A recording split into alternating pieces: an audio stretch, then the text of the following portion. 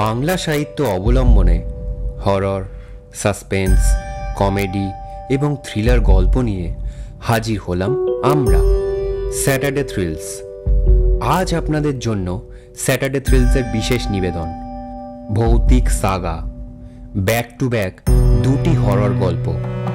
প্রথম গল্প মহাদেব তান্ত্রিকের আবির্ভাব ও দ্বিতীয় গল্প চৌধুরী ভিলার বিভীষিকা। শুরু হচ্ছে আজকের প্রথম গল্প, মহাদেব তান্ত্রিকের আবির্ভাব।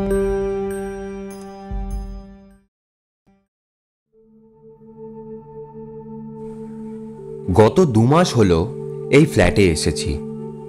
বালিগঞ্জের মতো জায়গায় এরম নির্জন এলাকা আছে বলে আমার তো জানাই ছিল না। আগে থাকতাম গড়িয়ার একটা মেস বাড়িতে।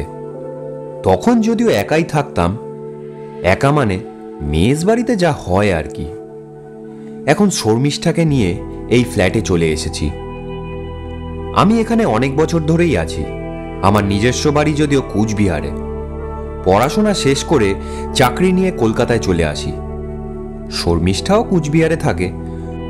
কলেজ থেকেই ওর সাথে আমার সম্পর্কটা।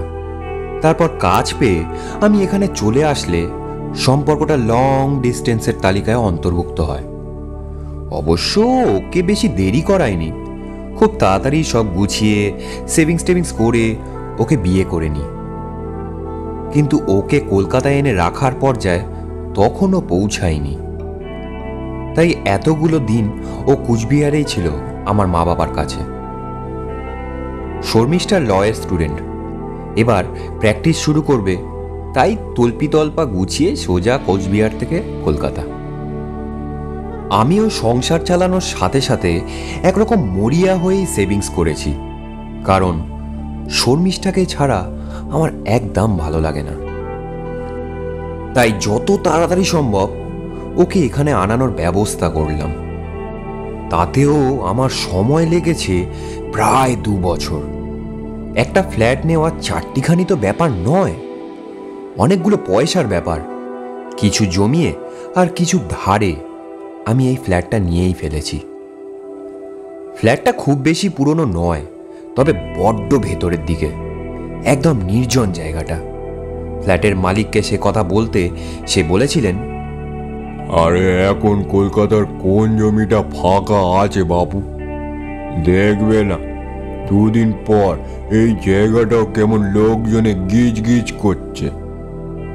আমার বাবা ওইসব ভালো লাগতো না, তাই তো এই নির্জনে বানিয়েছিলাম এই ফ্ল্যাটখানা। তাতে আর কি বা করা যাবে, একটু খরচটা যে কমেছে তাতে সন্দেহ নেই। ফ্ল্যাটটা 4 তলা।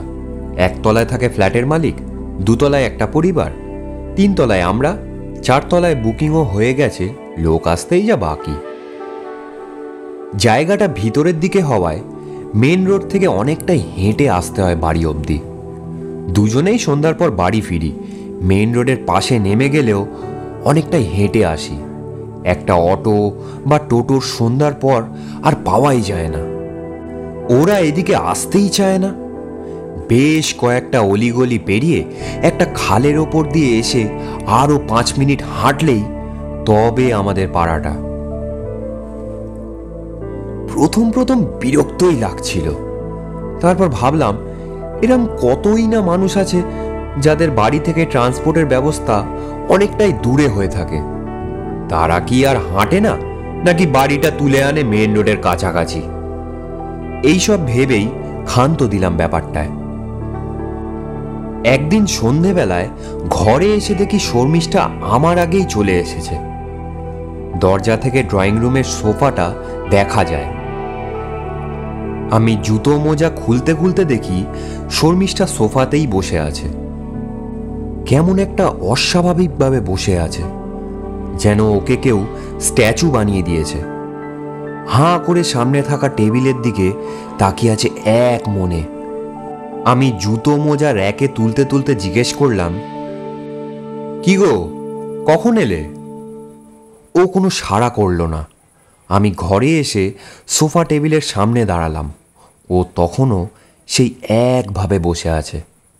আমি আবার জিজ্ঞেস করলাম, কি গো, কি হলো? এরমভাবে বসে আছো কেন? কি হয়েছে? শরীর টরীর খারাপ করছে নাকি? ও ধর্মর করে উঠল। আমায় দেখে মনে হলো যেন ভূত দেখেছে। ও বলল, হ্যাঁ, ও তুমি কখন এলে? আমায় ডাকলে না যে? আরে সেই কখন থেকে তো ডাকছি। কোন ইউনিভার্সে ছিলে বলো তো তুমি? ডেকেছো আমায়? আমি সাড়া দিইনি। না, এসে থেকে তো দেখছি হাঁ করে টেবিল দেখছো। কি কেসটা কি বলো তো? হ্যাঁ হ্যাঁ, না মানে তুমি ফ্রেশ হয়ে এসো, তারপর কথা হবে। আমি কফি করে আনছি ততক্ষণে।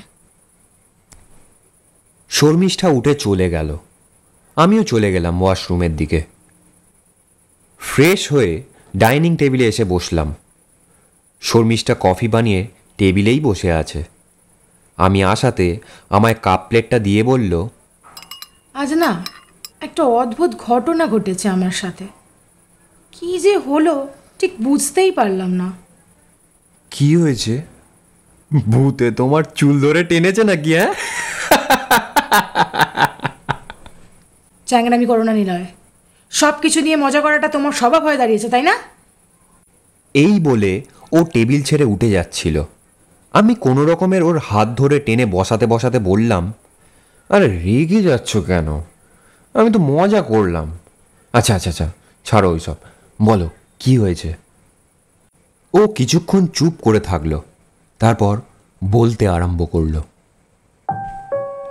পাড়ার শুরুতে যে খালটা আছে, রোজই যাওয়া আসা করছি ওটার ওপরের ব্রিজ দিয়ে। কিন্তু আজ সন্ধেবেলায় ফেরার সময় হঠাৎ হাঁটতে হাঁটতে দাঁড়িয়ে পড়লাম ব্রিজের ঠিক মাঝখানে। মনে হলো কেউ আমায় দাঁড়াতে বলল। আমি চমকে উঠলাম, আশপাশটা ভালো করে দেখলাম, কিন্তু কেউ নেই সেখানে। আমি ভাবলাম কেউ মজা করছে না তো। তুমিও ফিরবে এই রাস্তা দিয়েই, ইচ্ছা করে পেছন থেকে ডেকে সরে পড়নি তো? তাই তোমার নাম ধরে 2-3 বার ডাকলাম, কিন্তু কই, তুমি সাড়া দিলে না তো। তারপর বেশ কিছুক্ষণ থ মেরে দাঁড়িয়ে থাকলাম। তারপর ভাবলাম আমার মনের ভুল হয়তো। ঘুরে চলে আসতে যাব, হঠাৎ কোথা থেকে একটা দমকা হাওয়া উড়ে এলো। আরে সে তো আসতেই পারে, বাইরে বাতাস বইবে, এটাই তো স্বাভাবিক শর্মিষ্ঠা। না নিলয়, হাওয়াটা ঠিক ওই রকম না গো। মানে হাওয়া দিচ্ছে আর আশপাশ থেকে বেরিয়ে যাচ্ছে অমন নয়। হাওয়াটা যেন হঠাৎ সৃষ্টি হলো। আর তার চেয়েও আশ্চর্য ব্যাপার, হাওয়াটা যেন আমায় 2বার পাক খেয়ে যেমন হঠাৎ করে সৃষ্টি হয়েছিল ঠিক তেমন হঠাৎ করে মিলিয়ে গেল। আমি নির্বাক হয়ে দাঁড়িয়ে রইলাম। খুব বাজে একটা ফিলিংস আসছিল। আমি আর দাঁড়িয়ে থাকতে পারলাম না, সোজা বাড়ি চলে এলাম। আমি চুপ করে শুনলাম। এ আবার কি ভুতুরে ব্যাপার রে বাবা। আমি বললাম, দেখো এরম হওয়ার তো কোনো সেরম কারণ দেখছি না। ওটা তোমার মনের ভুলই হতে পারে জানো। তুমি ওসব নিয়ে এত ভেবো না তো, ছাড়ো। আমি অন্য কথায় চলে গেলাম। লক্ষ্য করলাম শর্মিষ্ঠা কেমন মুষড়ে গেল আমার উত্তর শুনে। ঘটনাগুলো শুরু হলো পরের দিন রাত থেকে। যথারীতি রোজকার মতো রাতে শুতে শুতে 12টা বেজে গেল। আমাদের বেডরুমের সামনেই ড্রয়িং রুমটা। রাতে সব জায়গার আলো নিভিয়েই শুই, শুধু আলো জ্বলে ড্রয়িং রুমে, আমাদের বেডরুমের দরজার পাশে। লাইটটা জ্বালিয়ে রাখি কারণ নানা দরকারে রাতে বেডরুম থেকে বেরোতে হতে পারে, সুতরাং তখন যাতে কিছুতে ধাক্কা খেয়ে মুখ থুবড়ে না পড়ি, তাই এই ব্যবস্থা। সেদিনও রাতে লাইট জ্বলছিল। রাতে আন্দাজ ওই 2টো কি 2:30 নাগাদ আমারই ঘুমটা ভেঙে গেল। কেন ভাঙল তার কোনো কারণ খুঁজে পেলাম না। বেডরুমের সোজাসুজি দরজাটা, হঠাৎ চোখটা পড়ল দরজার ঠিক নিচে, যেখানে দরজার নিচে একটু ফাঁক থাকে ঠিক সেইখানে বাইরের আলো জ্বলছিল, আর সেই আলোটাই দরজার নিচের ফাঁক থেকে ঘরে আসছে। কিন্তু সেই আলোর মাঝে একটা কিছুর ছায়া পড়েছে। প্রথমে ভাবলাম বাইরে কিছুর ছায়া হয়তো, কিন্তু যখন সেই ছায়া নড়ে উঠল তখন একটা অজানা ভয় আমায় গ্রাস করল। এ কি? কে বাইরে? চোর ঢুকেছে নাকি? কিন্তু জানলা দরজা তো সবই বন্ধ ছিল, তাহলে চোর ঢুকলো কোন পথে? আমি চট করে সিদ্ধান্ত নিয়ে নিলাম, শর্মিষ্ঠাকে জাগালাম না। ধীর পায়ে বিছানা থেকে নেমে বিছানার পাশের টেবিল থেকে লোহার ফুলদানিটা তুলে নিয়ে আস্তে আস্তে এগিয়ে গেলাম। ছায়াটা তখনও ওখানেই রয়েছে। আমি দরজার কাছে গিয়ে একটু দাঁড়ালাম, তারপর দরজার হাতলটা ধরে এক টান দিলাম। দরজাটা সাঁ করে খুলে গেল। কিন্তু এ কি? কোথায় কে? সামনে কেউ নেই। দরজা খোলার আগের মুহূর্তে আমি দেখেছি ছায়াটা ওখানেই ছিল। এটা কি করে সম্ভব? আমি সাহস করে বেরিয়ে এলাম ড্রয়িং রুমে। তন্ন তন্ন করে ড্রয়িং রুম, কিচেন, বাথরুম, এমনকি মেন দরজা খুলে আশপাশটাও দেখলাম। না, কেউ নেই। তাহলে ওটা কি ছিল? আমি কি ঘুমের ঘরে ভুল দেখলাম? এতটা ভুল দেখা কি সম্ভব?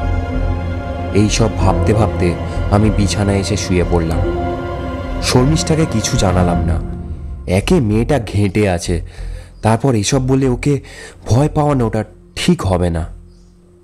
শুয়ে পড়লাম। পরের দিন নানান কাজের মধ্যে আগের দিন রাতের ঘটনাগুলো প্রায় ভুলেই গিয়েছিলাম, কিন্তু সেটা আমায় ভুলতে দেওয়া হলো না। সেদিন রাতেও আমার ঘুমটা ভেঙে গেল, কিন্তু এবার ঘুম ভাঙার কারণটা আমি বুঝতে পেরেছি। আমি কোনোদিন ভূত প্রেত এসবে বিশ্বাস করিনি, আর কেউ করলে তার মজাই উড়িয়ে গেছি। কিন্তু আজ এই মুহূর্তে আমি ভয় পাচ্ছি। হ্যাঁ, আমি ভয় পাচ্ছি, কারণ আমি বুঝতে পারছি আমার বিছানাটা ঘিরে কেউ ঘুরে বেড়াচ্ছে। তাকে দেখতে পারছি না, কিন্তু অনুভব করতে পারছি। ঘরের মধ্যে নাইট ল্যাম্প জ্বলছে, তারই আবছায়া আলোতে আমি চোখ ফেরালাম এদিক ওদিক। আওয়াজটা হাঁটা চলারই বটে, কিন্তু কই, কাউকে তো দেখতে পারছি না। এমন সময় বুঝলাম পায়ের আওয়াজটা আমারই দিকে এগিয়ে আসছে। আমি কাঠ হয়ে পড়ে আছি বিছানায়। ঘরের মধ্যে কেউ নেই, ঘরের দরজা বন্ধ। তাহলে এ ঘরে পায়ের শব্দ কার? চমকে উঠলাম। কেউ যেন আমার পাশে বিছানায় এসে বসলো। তড়াক করে বিছানার উপর উঠে বসলাম। আমি এত জোরে লাফিয়ে উঠেছি যে তাতে শর্মিলার ঘুম ভেঙে গেল। ও উঠে বসলো আমার পাশে আর বলল, এই, কি হয়েছে তোমার? এরম ভাবে বসে আছো কেন? শরীর খারাপ করছে নাকি? আমার আবার কি হবে? তাহলে এরম ভাবে লাফিয়ে উঠে বসলে যে? কই, না তো। বললে হবে, তুমি লাফিয়ে উঠে বসলে বলেই তো আমি ঘুম থেকে উঠে পড়লাম। না গো, সব ঠিক আছে। মশা কামড়াচ্ছে বোধহয়। তুমি শুয়ে পড়ো, কিচ্ছু হয়নি। শর্মিষ্ঠা শুয়ে পড়ল। আমি আবার বিছানার পাশটা দেখলাম, কিচ্ছু নেই। ঘরটা দেখলাম, না, কিচ্ছু নেই। শুয়ে পড়লাম। মনের মধ্যে একটা ভয় তখনও টিপ টিপ করে চলেছে।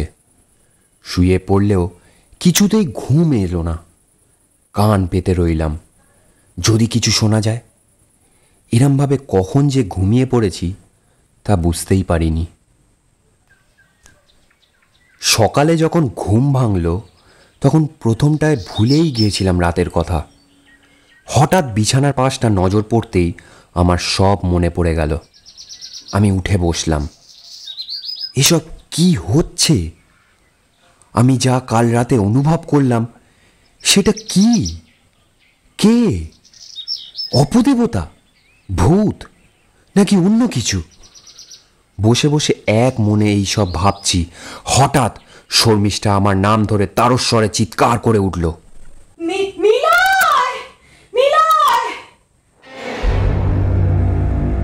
আমি লাফিয়ে বিছানা থেকে নেমেই ঘর থেকে বেরোতেই রান্নাঘরে একটা ধূপ করে কিছু একটা পড়ে যাওয়ার শব্দ পেলাম। দৌড় দিলাম রান্নাঘরের দিকে। কিচেনে ঢুকেই দেখি শর্মিষ্ঠা পড়ে আছে মেঝেতে।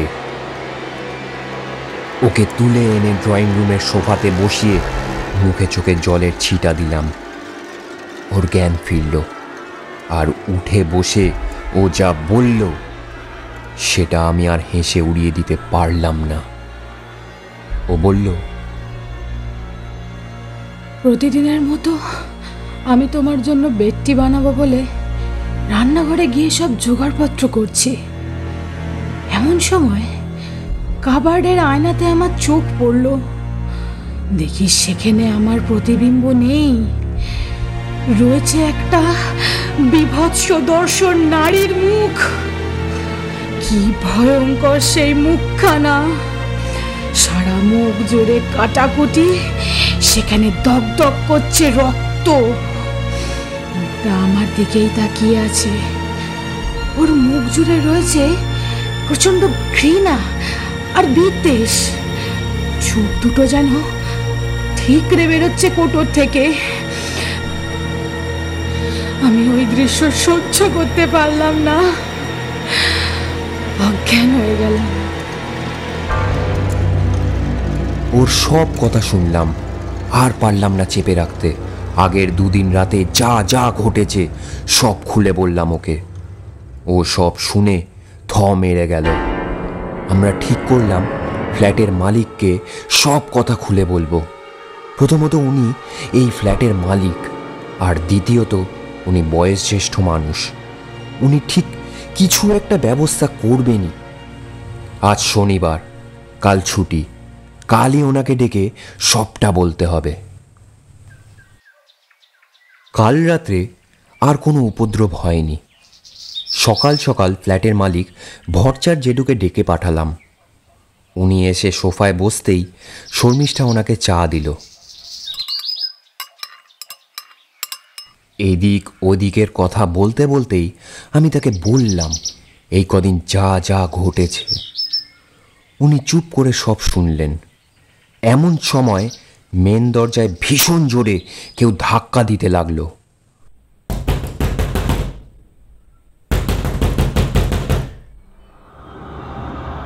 ঘটনাটা এমনই হঠাৎ করে ঘটল যে আমরা সকলেই একেবারে স্ট্যাচু হয়ে শুধু দেখতে থাকলাম। হঠাৎ দরজায় ধাক্কা পড়া বন্ধ হয়ে গেল। দরজাটা ক্যাঁচ করে শব্দ করে আপনা থেকে খুলে গেল।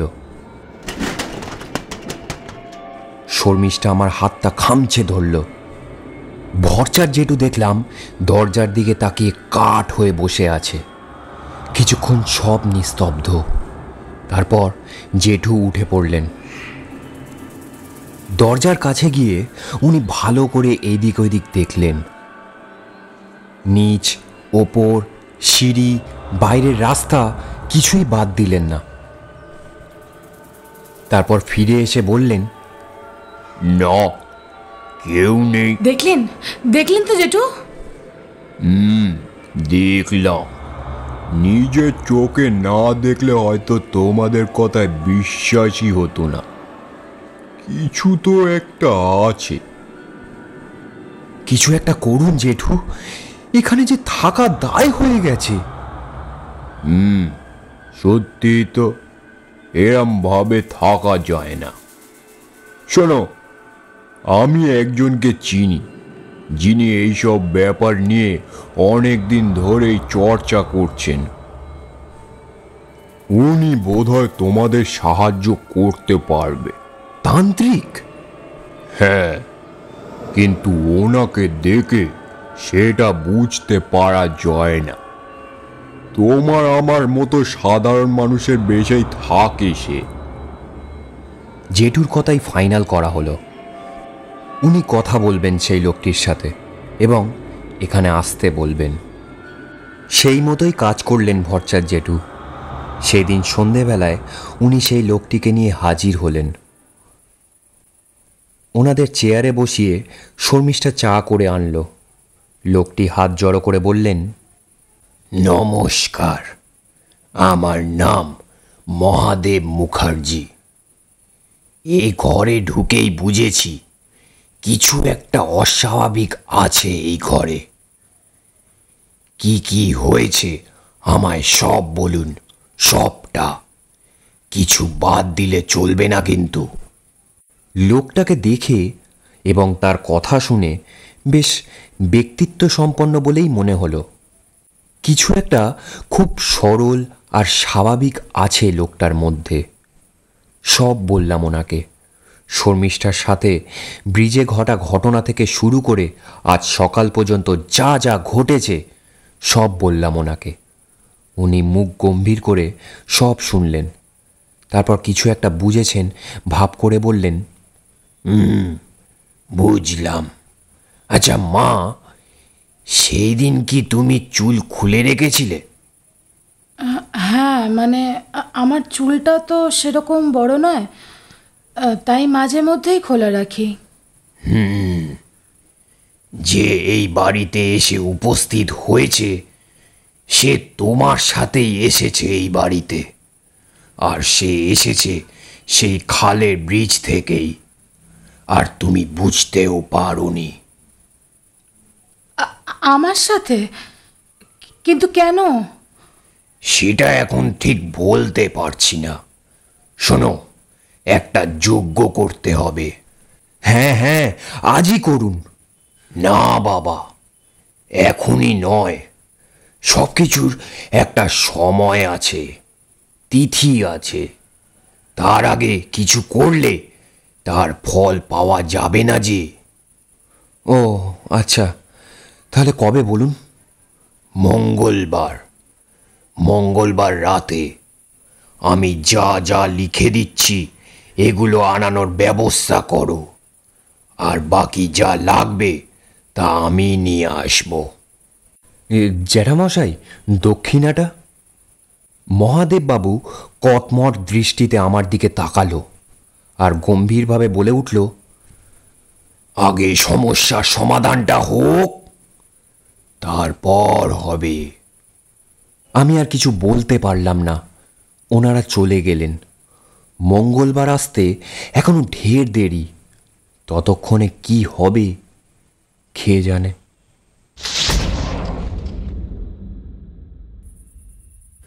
মঙ্গলবার সন্ধেবেলার মধ্যে জ্যাঠামশাইয়ের দেওয়া ফর্দ মিলিয়ে সব নিয়ে এলাম। এর মধ্যে কিছু ঘটনাও ঘটে গেছে। তার মধ্যে যেটা সব থেকে ভয়ানক সেটা কিছুক্ষণ আগেই ঘটেছে। শর্মিষ্ঠা কোর্ট থেকে এসে ফ্রেশ হবে বলে বাথরুমে ঢুকেছে। হঠাৎই বাথরুমের আলোটা নিভে যায় আর কেউ যেন বাইরে দিয়ে দরজাটা লক করে দেয়। ওর তো ভয়ে ভিড়মি দেওয়ার জোগাড়। ভাগ্যিস আমি আজ তাড়াতাড়ি ফিরেছিলাম। বেডরুম থেকে ওর দরজা ধাক্কানোর আর চিৎকারের আওয়াজ শুনে আমি গিয়ে দেখি দরজা বাইরে দিয়ে লক। দরজা খুলে ওকে বের করে জল খাইয়ে একটু শান্ত করলাম। রাত 10টা নাগাদ ভট্টাচার্য জেঠু মহাদেব জ্যাঠামশাইকে নিয়ে আমাদের ঘরে এলেন। ওনাদের সন্ধেবেলার ঘটনাটা বললাম। জ্যাঠামশাই সবটা শুনলেন, কিন্তু কিচ্ছু বললেন না। উনি যজ্ঞের আয়োজন করতে বসে গেলেন। যজ্ঞটা হবে ড্রয়িং রুমের মাঝখানে। আয়োজন শেষ করে জ্যাঠামশাই যজ্ঞে বসার আগে আমাদের বললেন, দেখো, যাই হোক না কেন ভয় পাবে না। একান্ত খুব ভয় করলে মনে মনে হনুমান চালিসা পাঠ করবে, কেমন? যদিও ভয়ের কিছু নেই বলেই মনে করছি, তাও। আমরা সম্মতিসূচক ঘাড় নাড়ালাম। উনি যজ্ঞ আরম্ভ করলেন। নানান রকম ক্রিয়া করলেন, কত রকম মন্ত্র আওড়ালেন। আমরা মন্ত্রমুগ্ধের মতো দেখতে থাকলাম। যে আমি 1 সপ্তাহ আগে পর্যন্ত ভূত প্রেত অপদেবতা বিশ্বাস করতাম না, সেই আমি এখন স্বেচ্ছায় ঘরে পুজো যজ্ঞ করছি। ভরচার জেঠুও ছিলেন যজ্ঞের সময়। আমরা 3 জন ওনাকে গোল করে ঘিরে বসেছি। ওনার যজ্ঞের আগুনের তাপের মতো উত্তেজনার তাপও আমি আমার শরীরের রন্ধ্রে রন্ধ্রে অনুভব করছি। মন দিয়ে জ্যাঠামশাইয়ের মন্ত্রপাঠ শুনছি। হঠাৎ কিচেন দিয়ে একটা শব্দ হলো। বুঝলাম সেখানে থাকা কোনো কাঁচের বস্তু মেঝেতে পড়ে টুকরো টুকরো হয়ে গেল। শর্মিষ্ঠা উঠে দেখতে যাচ্ছিল, কিন্তু জ্যাঠামশাই হাতের ইঙ্গিতে বারণ করল। আমি চোখ টিপে শর্মিষ্ঠাকে আশ্বাস দিলাম। ক্ষণিকের অপেক্ষা, তারপরই ড্রয়িং রুমের লাইটগুলো জ্বলে উঠেই নিভে গেল। এইভাবেই আরও 7 বার সেটা জ্বলল আর নিভল। এরই মধ্যে শুনতে পেলাম একটা গগনভেদী নারী কণ্ঠের হাসি।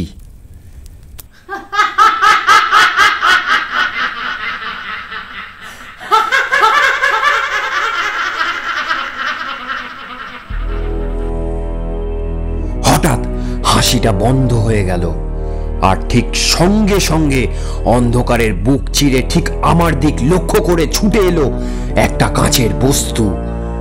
অন্ধকারে তীরের বেগে ছুটে আসায় প্রথমে আমি বুঝতে পারিনি জিনিসটা কি, কিন্তু ওটা থেকে বাঁচার জন্য আমি বাম দিকে হুমড়ি খেয়ে পড়তেই বস্তুটা আমার গা ঘেঁষে পিছনে গিয়ে ঝনঝন শব্দ করে ভেঙে যেতেই বুঝলাম যে ওটা একটা কাঁচের কিছু হবে। এই দেখে শর্মিষ্ঠা চিৎকার করে উঠল। ভরচার জেঠু আঁতকে উঠল। শুধু কোনো প্রতিক্রিয়া হলো না জ্যাঠামশাইয়ের। ভরচার জেঠু আমায় ধরে সান্ত্বনা দিতে দিতে আবার আমায় আমার জায়গায় বসিয়ে দিল। জ্যাঠামশাইও আরো জোরে মন্ত্রপাঠ করা শুরু করলেন। ওম কালী তারা মহাবিদ্যা সদসী ভুবনেশ্বরী ভৈরবী ছিন্নমস্তিকায় চ। তার মন্ত্র উচ্চারণে যেন সারা ঘরে একটা কম্পন সৃষ্টি করল। এমন সময় শুনলাম সেই নারী কণ্ঠের কান্না মেশানো আর্তচিৎকার।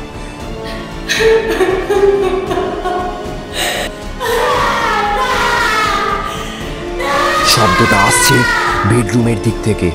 অমনি জ্যাঠামশাই বলে উঠলেন, চলে যা, চলে যা এই বাড়ি ছেড়ে। এই বলে জ্যাঠামশাই মাটির পাত্র থেকে ছাইয়ের মতো কিছু তুলে নিয়ে ঠিক যেদিকে সেই নারী কণ্ঠের কান্না ভেসে আসছিল সেই দিকে ছুড়ে দিলেন। ঠিক তখনই ঘরের মধ্যে সৃষ্টি হলো এক ঘূর্ণায়মান হাওয়া।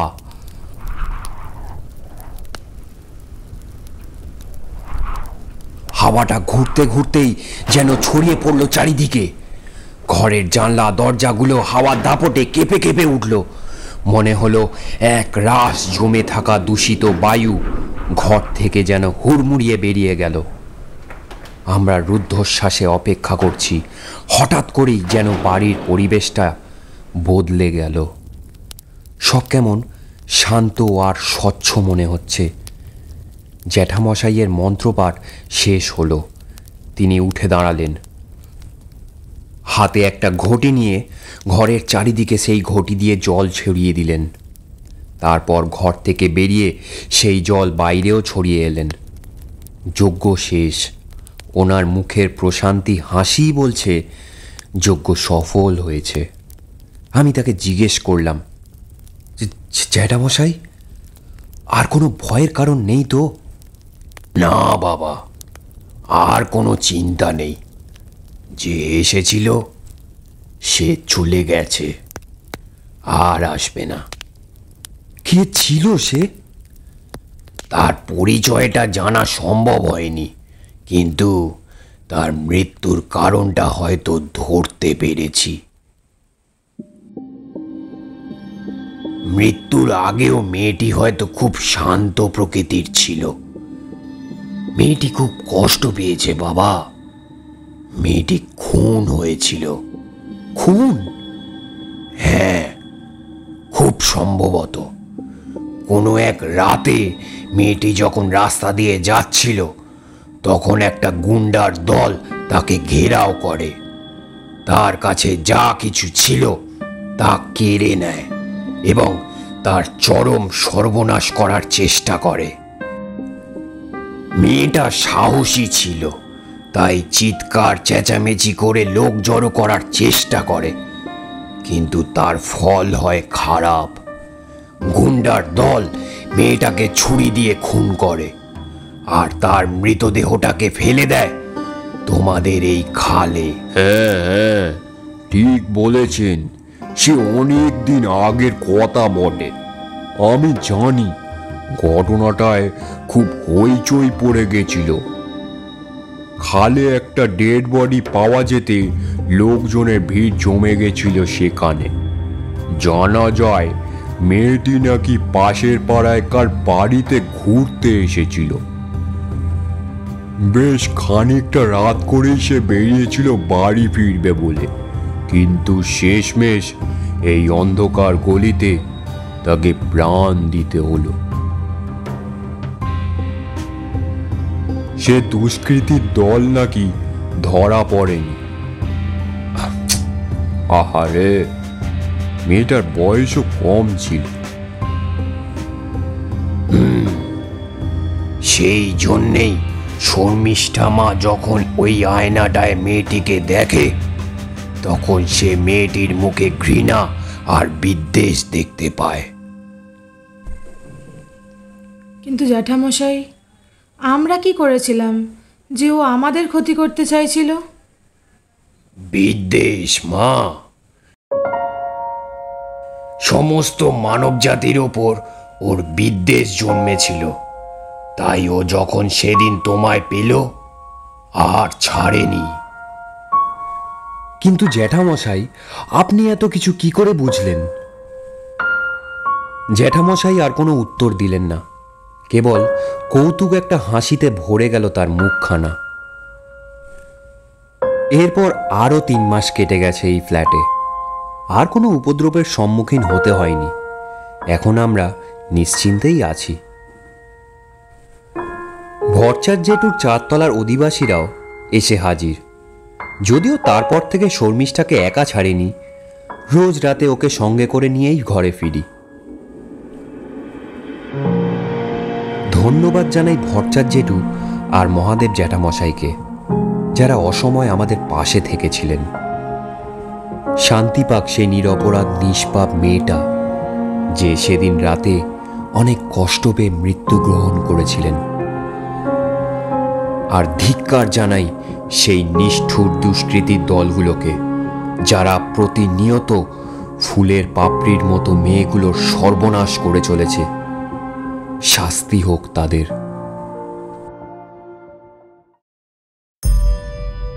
শুনছিলেন আজকের প্রথম গল্প, মহাদেব তান্ত্রিকের আবির্ভাব।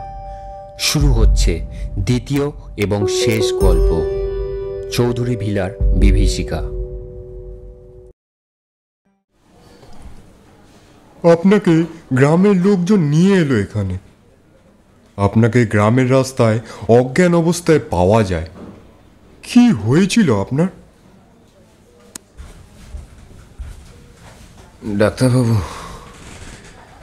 ডাক্তারবাবু, আমি সব বলবো আপনাকে, সব বলবো।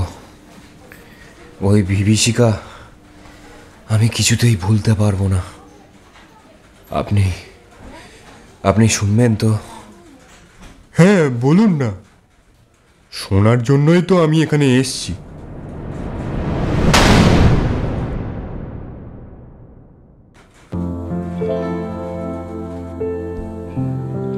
কলেজ শেষ, এবার চাকরির প্রস্তুতি শুরু হবে। কিন্তু চাকরি, কাজ আর নানান ঝামেলা শুরু হওয়ার আগে একটা ছোট্ট ব্রেক নিতে চাই আমরা মানে কুন্তল, কেকা আর আমি। আমরা 3 জন খুব ভালো বন্ধু, সেই ছোটবেলা থেকে। স্কুল কলেজ আমাদের সব একসাথেই কাটে। আইডিয়াটা অবশ্য কুন্তলেরই ছিল। ওদের কোন এক পরিচিত সাহেবপুর বলে কোনো এক গ্রামে থাকতো। ইদানিং কলকাতায় চলে এসেছে ওরা। এই সাহেবপুর নাকি একদম ছবির মতো সুন্দর একটা গ্রাম। ও অবশ্যই যায়নি কোনো দিনও, কিন্তু গল্প শুনেছে অনেক। ওকে ওর আত্মীয়রা অনেকবার যেতে বলেছে, কিন্তু ওর যাওয়া হয়ে ওঠেনি। তাই এই ছুটিটা ও ওখানেই কাটাতে চায়। সেই দিন ও বলল, চল সাহেবপুর যাই। পিসিমণিরা অনেকবার যেতে বলেছিল, কিন্তু যাওয়া হলো না। জায়গাটা নাকি হেব্বি। ওরা কলকাতায় চলে এসেছে, কিন্তু আমি খবর নিয়ে দেখেছি ওখানে একটা পুরাতন বাড়ি আছে। লোকজন নাকি ছুটি কাটাতে পিকনিক টিকনিক করতে ওখানে যায়। ভালোই হলো, আমরাও না হয় ওখানেই থাকবো। কেকা নাক সিটকে বলল, ধে, সেই যখন ঘুরতে যাচ্ছি চ না ভালো কোথাও যাই, যেমন ধর দীঘা। আরে দীঘা পুরী তো অনেক গেছিস, এর পরও যাবি? এবার না হয় একটু গ্রাম্য সাইডে গেলাম, আবার পুরনো বাড়ি দেখ, বেশ অ্যাডভেঞ্চার হবে কিন্তু। হ্যাঁ রে, ও তো ঠিকই বলেছে। দীঘা পুরী তো অনেক হলো, এবার না হয় একটু গ্রাম এক্সপ্লোর করা যাক। আমিও কুন্তলকে সায় দিলাম, কারণ আমিও প্রপারভাবে কোনোদিন কোনো গ্রামে যাইনি। অগত্যা কেকাকেও রাজি হতে হলো। সুতরাং তিনজনে মিলে দিনক্ষণ ঠিক করে ফেললাম। যাওয়ার দিন চলে এলো। আমার ভীষণ এক্সাইটেড লাগছিল। একদম সকাল সকাল বেরিয়ে পড়লাম আমরা। স্টেশনে এসে লুচি তরকারি খেয়ে সকাল 7:55 ট্রেনটায় উঠে পড়লাম।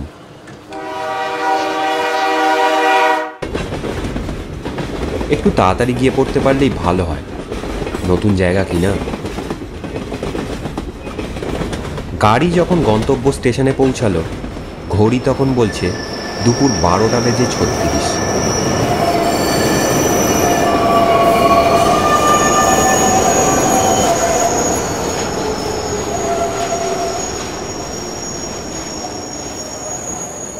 স্টেশনে নেমে আমরা প্ল্যাটফর্মের বাইরে এসে দাঁড়ালাম।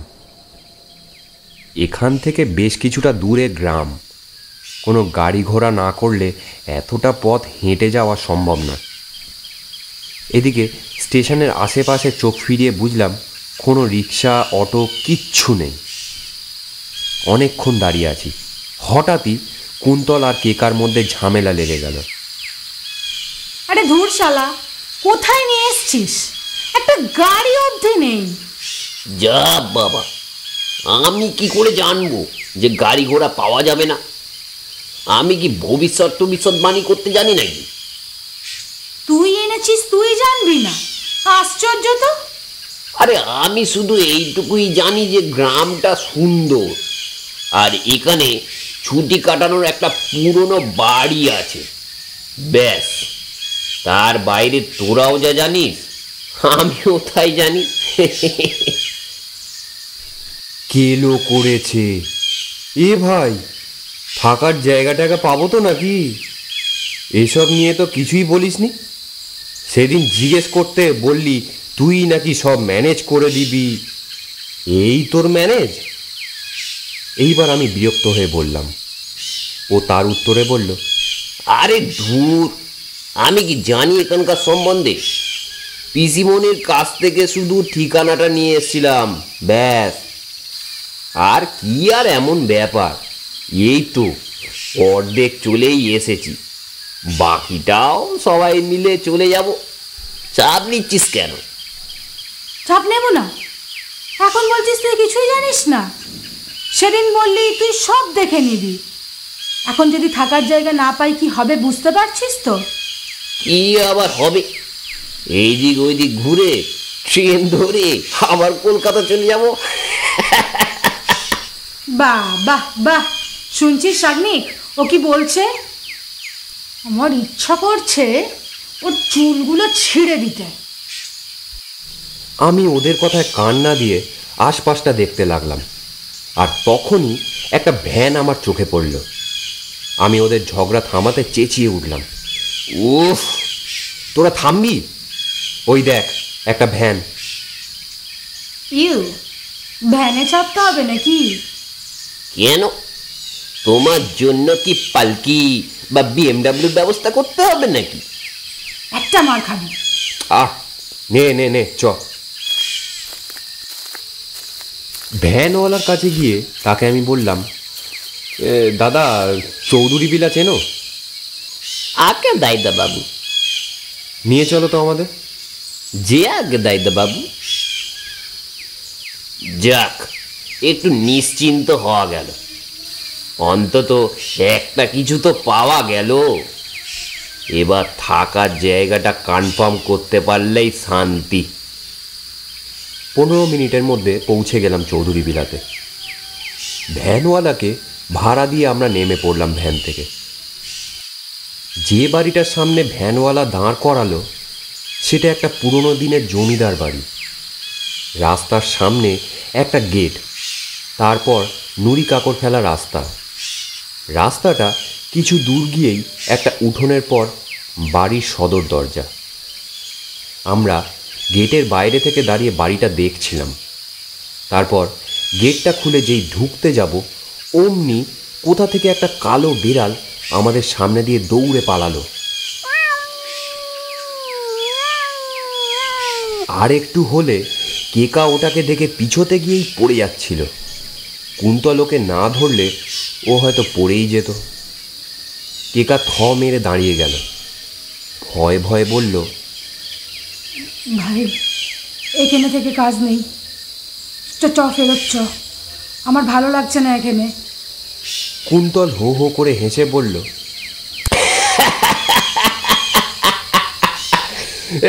ভিতর ডিম একটা একটা বিড়াল দেখে ভয় পেয়ে গেল। উনি নাকি আবার কলেজের ঝাঁসি রানী ছিলেন। বাজে বকিস না কুন্তল, আমার কেমন জানি একটা লাগছে। চ ভাই, চলে যাই। কে কে আপনারা? হঠাৎ একটা প্রশ্ন উঠান লাগোয়া সদর দরজার দিক থেকে ভেসে এলো। আমরা সেদিকে তাকাতে দেখলাম একটা লোক, বেশ বয়স্ক লোকটি। আমি উত্তর দিলাম, আমরা কলকাতা থেকে এসছিলাম। আমরা শুনেছিলাম এটা একটা পিকনিক স্পট, এখানে কি স্টে করার ব্যবস্থা আছে? হ্যাঁ, আসুন। আমরা ওনাকে অনুসরণ করলাম। একাকে কুন্তল প্রায় ঠেলতে ঠেলতেই নিয়ে গেল। যেতে যেতে ওনাকে জিজ্ঞেস করলাম উনি কে। উনি জানালেন এই বাড়ির দেখাশোনা করার দায়িত্ব তারই, অর্থাৎ তিনি এই বাড়ির কেয়ারটেকার। ওনাকে অনুসরণ করে উঠোন, তারপর সদর দরজা পেরিয়ে আমরা একটা হলরুমের মতো জায়গায় এসে দাঁড়ালাম। বেশ বড় ফাঁকা জায়গাটা, আর তারই চারিদিকে একটা করে রুমের দরজা। লোকটা আমাদের হলরুম থেকেই দেখাচ্ছিল কোনটা কিসের রুম আর কোনটায় আমরা থাকব।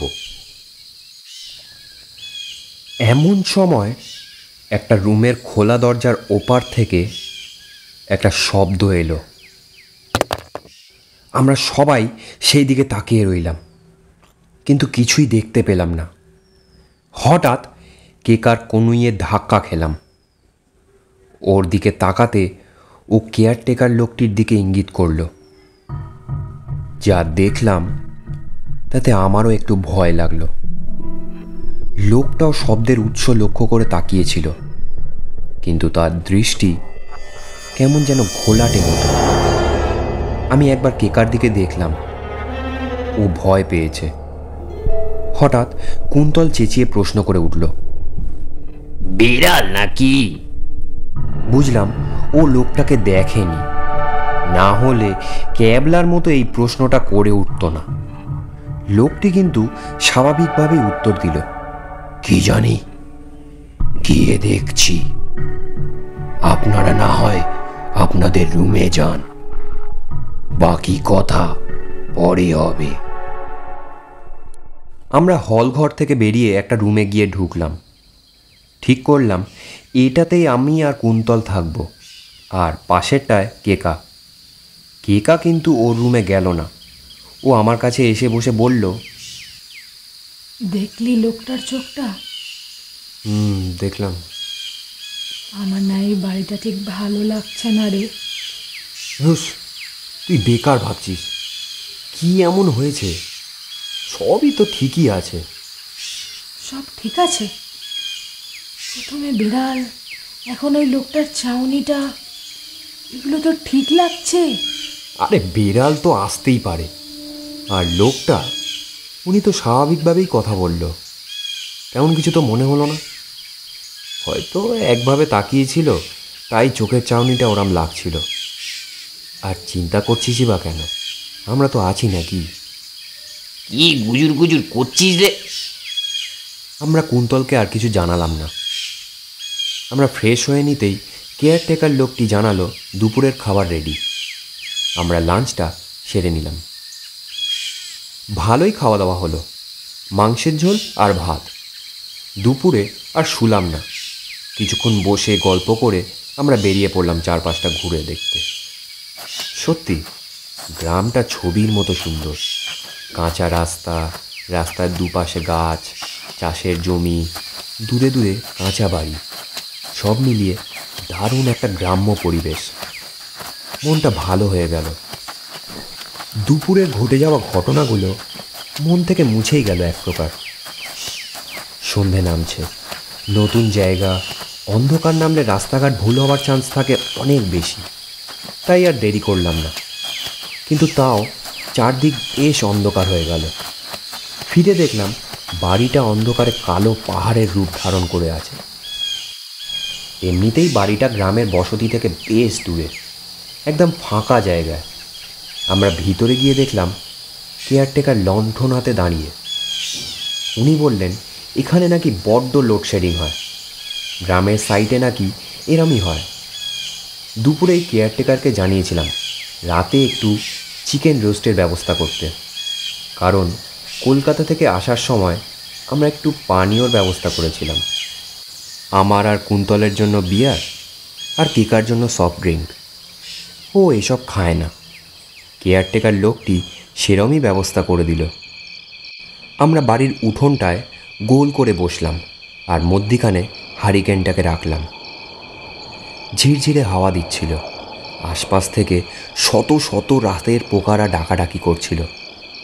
সব মিলিয়ে দারুণ একটা পরিবেশ তৈরি হলো। বিয়ার আর চিকেন রোস্ট সহযোগে আড্ডা চলতে লাগলো। খাওয়া দাওয়া গল্পের মাঝে কেকার জল তেষ্টা পেল। এটা তো খেয়ালই করিনি, জল নিয়েই বসা হয়নি। কুন্তল আমি আনছি দাঁড়া বলে উঠে গেল। অনেকক্ষণ হয়ে গেল, কুন্তল এলো না। দেখে কেকা মশকরা করে বলল, কি রে ভাই, হারিয়ে গেল নাকি ঘরের মধ্যে? আর ঠিক তখনই রক্ত জল করা একটা আর্তচিৎকার ভেসে এলো ঘরের ভেতর থেকে। কেকার দিকে চাইলাম, ওর মুখ সাদা হয়ে গেছে। ও কাঁপা কাঁপা গলায় বলল, এটা এটা তো কুন্তলের গলা সাগ্নিক। ও এমন ভাবে চিৎকার করলো কেন রে? সেটা এখানে বসে বোঝা যাবে না, চ গিয়ে দেখি। আমরা লণ্ঠনটা নিয়ে ঘরের ভেতরে ঢুকে পড়লাম। আমরা জানতাম কিচেনেই খাবার জল পাওয়া যাবে, সুতরাং সেই দিকেই এগোতে লাগলাম। কিন্তু আমাদের বেশি দূর যেতে হলো না। বড় হল ঘরটার ঠিক মাঝখানে আমাদের চোখ পড়ল, আর আমরা যা দেখলাম তাতে আমাদের পায়ের তলার মাটি যেন কেঁপে উঠল। একটা শীতল স্রোত আমার শির দ্বারা বেয়ে উপরে উঠে গেল। কেকা চিৎকার করে উঠল।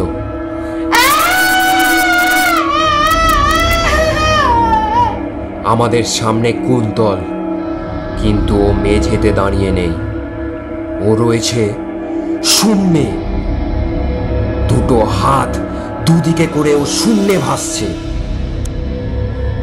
হঠাৎ আমাদের চিন্তা বুদ্ধিকে অবশ করে দিয়ে কুন্তল ঝুপ করে মেঝেতে পড়ে গেল। আমরা ভয়ে ভয়ে ওর দিকে এগোতে লাগলাম। ওর কাছে গিয়ে ওকে ডাকলাম, এই কুন্তল, কুন্তল, কুন্তল, ওঠ, ওঠ, ওঠ। এই কুন্তল, কি হয়েছে তোর? কিন্তু ও সাড়া দিল না। অন্ধকারে ওর মুখটা দেখার চেষ্টা করলাম, কিন্তু কিন্তু ওর চোখের মনি কই? সেটা পুরো সাদা, ওর চোখে কোনো মনি নেই।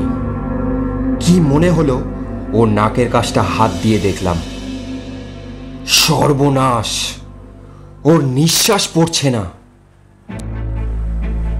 আমি কাঠ হয়ে গেলাম।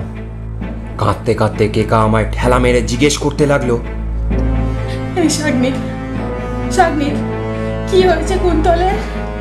বল না, তুই চুপ করে গেলি কেন? বল না, কথা বলছিস না কেন? বল না, কি হয়েছে কুন্তলের? আমি কি বলবো বুঝতে পারছিলাম না। কুন্তলের দিকে তাকিয়ে আমি ধীরে ধীরে বললাম, ও আর নেই রে, ও মারা গেছে কেকা। না না! ও ছিটকে সরে গেল কুন্তলের কাছ থেকে। কাঁদতে কাঁদতে বসে পড়ল মেঝেতে। হঠাৎ ধরাম করে একটা শব্দ হলো। দুজনেই মুখ ঘুরিয়ে দেখলাম সদর দরজাটা বন্ধ হয়ে গেছে। তা দেখে কেকা ছুটতে গেল দরজার কাছে আর জোরে জোরে দরজা ধাক্কাতে লাগলো।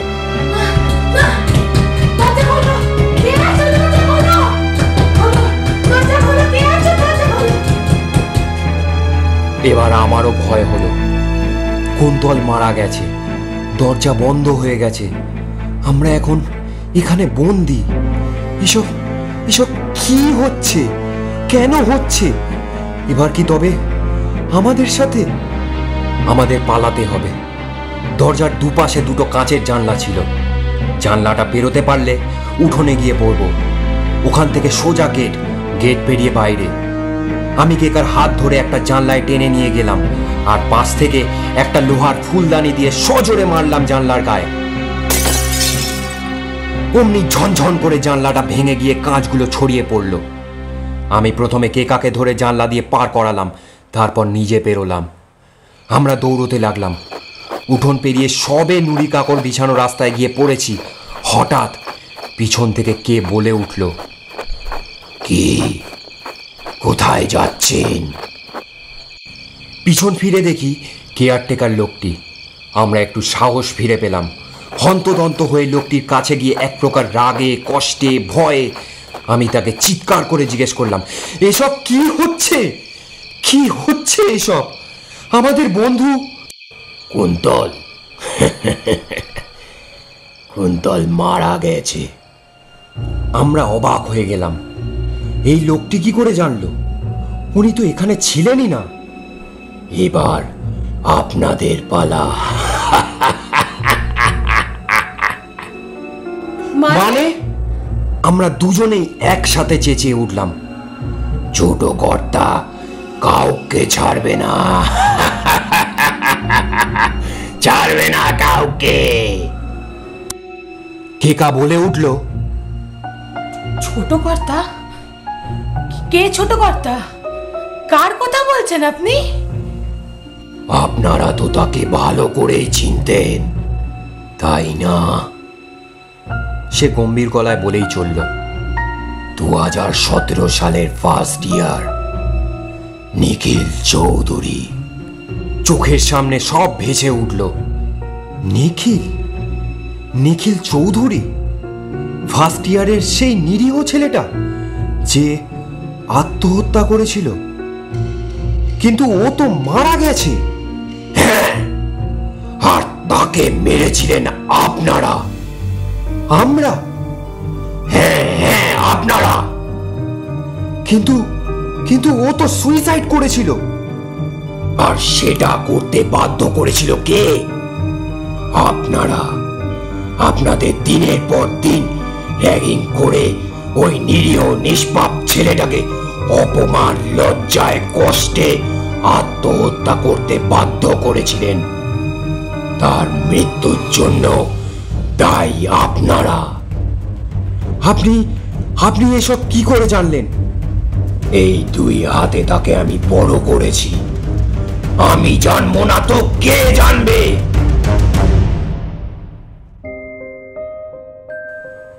ছোট থেকেই ছোট কর্তা আমাদের লাজুক। এই যে ঘর দেখছেন, এটা তাদেরই। আমি তাকে ছোট থেকে একটু একটু করে বড় হতে দেখেছি। বড্ড ভালোবাসতাম তাকে আমি। কিন্তু সময়ের সাথে সাথে সে বড় হলো। লেখাপড়া শিখতে তাকে কলকাতায় যেতে হলো। ওরা সবাই চলে গেল। ছোট কর্তা কলেজে ভর্তি হলো। আর দিনের পর দিন আপনারা তাকে অপমান করতে লাগলেন। কিন্তু ছেলেটা আমাদের এত শান্ত যে সে কথা কাউকে মুখ ফুটে বলতে পারল না। আত্মহত্যা করলো। তাই আপনাদেরও বেঁচে থাকার কোনো অধিকার নেই। ছোট কর্তা আপনাদেরও ছাড়বে না। আমরা লোকটির মুখ থেকে সব শুনলাম। শুনতে শুনতে আমার পা কাঁপতে লাগলো। আমি জানি না কে কার এখন কি অবস্থা। হঠাৎই ও না করে চিৎকার করে উঠল। আমারও ভয় হলো, প্রাণের ভয়। আমরা প্রাণের ভিক্ষা চাইতে লাগলাম। এমন সময় লোকটির পিছন থেকে একটা বীভৎস গলার স্বর ভেসে এলো, তোদের ক্ষমা করব না আমি। এই কথা শেষ হবার সাথে সাথে আমার পাশে দাঁড়িয়ে থাকা কেকা শূন্যে উঠে গেল। ওর পা ছটফট করতে লাগলো। দু হাত দিয়ে যেন গলার কাছে কোনো অদৃশ্য হাত ছাড়াতে চেষ্টা করতে লাগলো।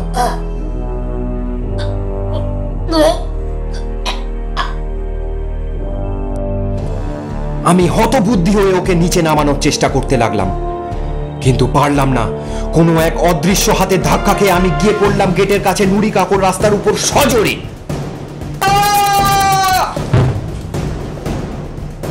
আমি আর উঠতে পারলাম না।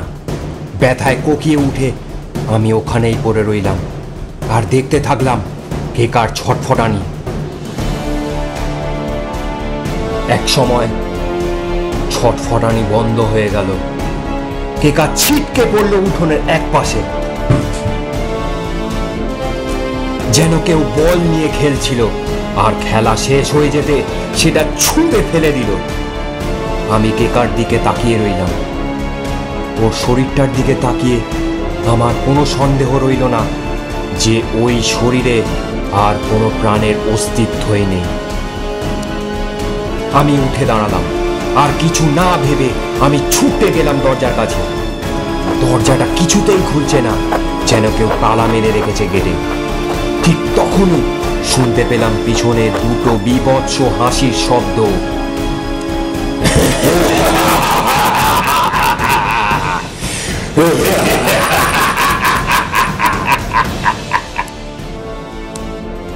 সেই হাসি আমায় জ্ঞান শূন্য করে দিল।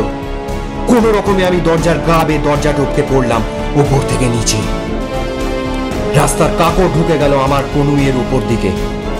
আমি যন্ত্রণায় ছটকে উঠলাম, কিন্তু সেই হাসির শব্দ আমায় সেখানে বসে থাকার অবকাশ দিল না। আমি দৌড় লাগালাম। যতটা জোরে দৌড়ানো যায় আমি ততটা জোরে দৌড়লাম। সেই গ্রামের অন্ধকার রাস্তায় দিক বিদিক জ্ঞান হারিয়ে আমি দৌড়চ্ছিলাম। হঠাৎ আমার পায়ে কি একটা লাগলো আর আমি মুখ থুবড়ে পড়লাম রাস্তার উপর। পড়ে যেতে যেতে মনে হলো কোনো কালো অন্ধকার কুয়োর মধ্যে আমি ধীরে ধীরে পড়ে যাচ্ছি।